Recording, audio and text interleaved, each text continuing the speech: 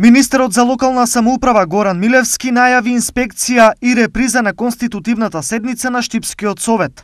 Цврстиот став и намерата на Милевски доаѓа 3 дена по спорната конститутивна седница, кога советниците од ВМРО ДПМНЕ дадоа свечени заклетви без придавката Северна, односно со некогашното име Република Македонија.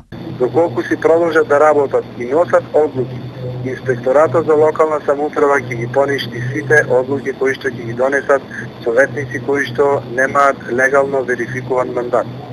Затоа апелирам и до општина Штип, инспекторите на локалната самоуправа ќе одат, ние сакаме да укажеме да не се направат пропусти со цел општината да работи законски. Меѓутоа за тоа ќе оди инспекторатот, да не навлегувам точно како си има посебна институција тука државен локален инспекторат, ќе одат инспекторите, ќе сакаат да се видат и со градоначалникот, и со администрацијата, секретарот на општината, кој што овие работи би требало да ги знае. Од друга страна, намерата на министерот Милевски од новоформираниот Штипски совет ја толкуваат на следниот начин. Доколку Министерството за локална самоуправа изврши надзор во општина Штип во врска со свечените изјави и доколку биде доставено решение како што најави министерот за локална самоуправа, во самото решение ќе има правна полка, согласно која ние би можеле да решението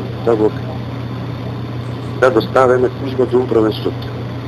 Затоа во оваа фаза, доколку стаса решението и се изврши надзор, по-конкретно би можел да ви дадам информација доколку се случи тоа. Инаку, прва седница по конституирањето Штипскиот совет ќе има утре.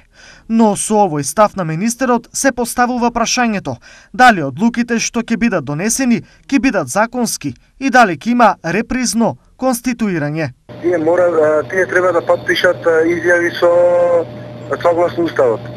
Реки, тие што кажа во изјавата, ќе го почитуваат уставниот поредок на која држава. Тоа е многу важно. И доколку почитуваат уставниот поредок на државата согласно уставот на државата, нема да има никаков проблем. Секоја нелегитимна подпишана изјава значи дека немаме подписано изјава на советниците, а доколку немаме подпишано изјава на советниците, тие нема да имаат право на глас во советот. Освен во Штип, заклетви без Северна беа дадени уште во неколку општини во државата.